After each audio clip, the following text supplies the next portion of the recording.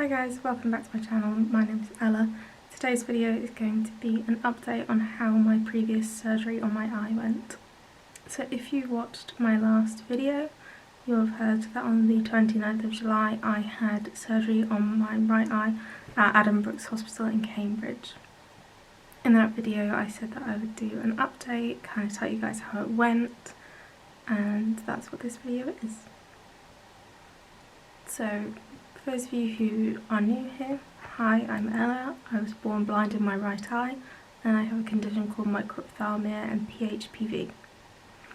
What that means is my right eye when I was in the womb did not develop properly, and by the time my brain worked out what had happened it was too late to do anything about it, and I have been blind in my right eye since birth, so for 23 years.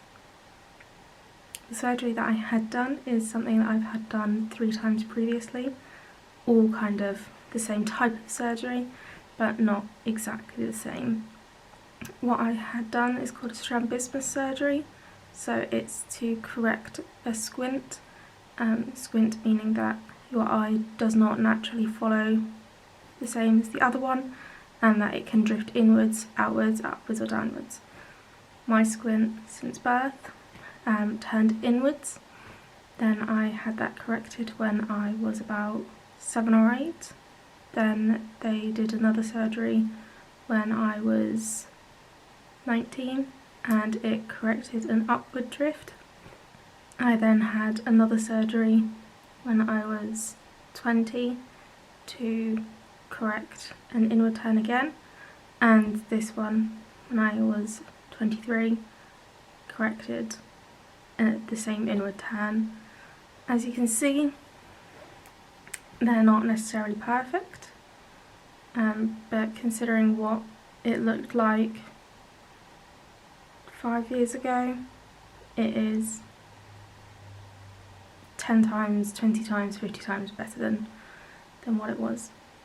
What the previous surgery that I've just had also did was to correct some of the scar tissue that had formed on my eye, and that is 100 times better than it was. That scar tissue arrived from the first surgery that I had at Adam Brooks, so when I was 19, and it has almost completely gone. It used to be reddy yellow kind of colour, and now it is just a little shade of pink, and it is so much better than it was. So the video that I posted last was that I was having the surgery the next day, I believe. So I will talk you through what happened on the day. So my mother took me for my surgery, obviously because you're not allowed to drive, and they make you tell them who will be looking after you for the next 24 hours since you've just had anaesthetic and you're not allowed to be by yourself. So we went early in the morning and got there for 7 o'clock. We went to the ward where they have all of the people that are coming in and going out of surgery, and there was very few people there. So we went in, they put me in the gown, the knee-high stocking things, and the socks, and we waited. I'm not too sure how long it was, but I think I was in before 9 o'clock, which is good because obviously you're not allowed to eat or drink anything, so it's nice to kind of be earlier on in the day rather than having to wait. We then went through, you go through the double doors. That is like as soon as you come out of surgery, there are a couple of bays where people are there whilst you're having the intubation taken out, whilst you're just immediately coming back round before they let you onto the main ward. And then through there is the operating theatre. We walked in, sat down on the operating table, which is just like the normal beds that they have there. A lot of people think that they're like just cold, completely metal, things like that.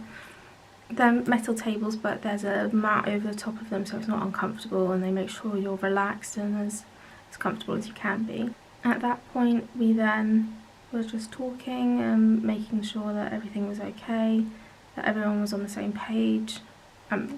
earlier in the day they had met with my surgeon, and then my surgeon had met with me to make sure that everything was okay. You sign the form, they do one last look to make sure the health of your eye is okay, and then they let you go in.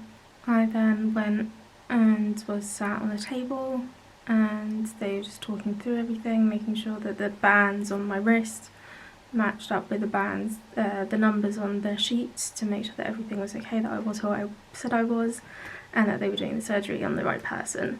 They then put the electrodes and heart monitor things on, the oxygen meter, they take your blood pressure again, and they start trying to fit a cannula, which is where things started to get a bit... That was the main issue that we had that day. So as well as microphthalmia, I have something called Ehlers-Danlos syndrome, and probably my most irritating side effect of that is that I have extremely thin and weak veins. So because I have had cannulas and blood tests since I was very, very young, multiple times a year for... I don't think there was a year that I haven't had some kind of injection or cannula or blood test where they've had to use one of my veins. So there isn't really much to go with there, because your veins can only take a certain amount of damage, basically.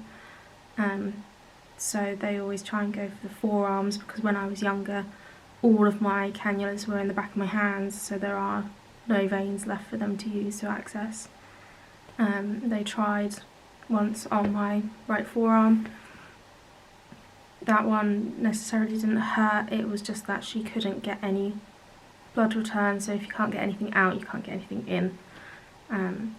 So they then have to take it out and try again, and that's kind of where things started to make me panic a bit, because obviously having so many blood tests over the years and having so many needles, I used to be extremely fearful of needles.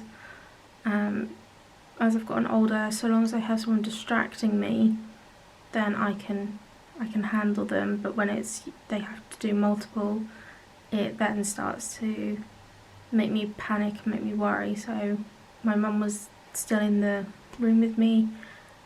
My surgeon is lovely, everyone that was in the room was lovely, and they were just trying to distract me and keep me calm.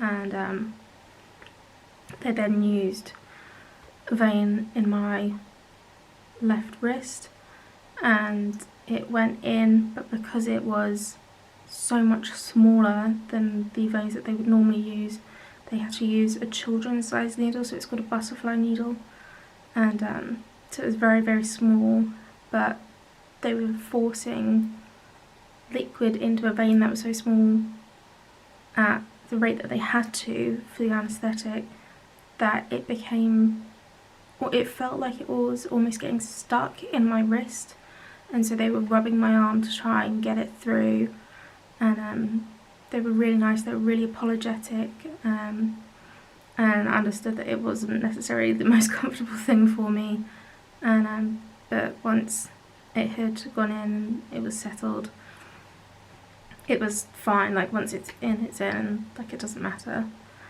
They then put the oxygen mask over my face, and they were like, okay, like, are you ready? Like, do you want to take a minute just to like breathe? Because obviously I've been panicking so much, like trying to, you know, to calm down, to get the needle and everything. I just took a moment and then was like, yeah, it's fine, I'm fine. And they then was just like, okay, this is the first thing, this is the second thing, which all make up the anaesthetic. And then from there, I don't remember falling asleep, I don't remember going under, I don't remember waking up, I don't remember being moved back through to the main ward. Yeah, I just remember parts of being on the ward, and then the first thing that I actually remember is standing outside whilst my mum went to go get the car to take me home. So something that I do remember from being on the ward before we left was that I was getting very, very nauseous, and in my previous surgery I had thrown up water that I had been drinking to try and get the taste out of my mouth. When you have anaesthetic, obviously it's a tube down your throat to keep your airways going, but the oxygen that they push through the tube that's in your throat isn't just normal air. It's like, kind of tastes a bit chemically. So I was drinking water to try and get the taste out of my mouth, and then when I had gone back onto the ward I had thrown up all this water, and because you're not completely in control of your body, you have to be very careful that you then don't breathe that back in. So we knew that I could feel very nauseous and throw up after anaesthetic, so this time when I did start to feel sick I was given an antiemetic, so something to stop you feeling sick, stop you being sick, and that again they then pushed through the cannula that was in my wrist, and it was very painful, obviously trying to get this thing through my body, through my vein, and it just wasn't going. They then gave me liquid paracetamol as well, because it, with I think the painkillers that they'd given me in the operation had started to wear off. Because I have Ehlers-Danlos syndrome, I metabolise medication very, very quickly. I metabolise anaesthetic very quickly, which is why when I have general anaesthetic we let them know, because I do come around very, very quick. So they gave me paracetamol, and again they had to put it through the cannula, and it was very, very painful. And this nurse was rubbing my arm, trying to push it through, trying to distract me. They were commenting on my tattoos and things like that to try and distract me from the pain, and eventually once it was through it was fine.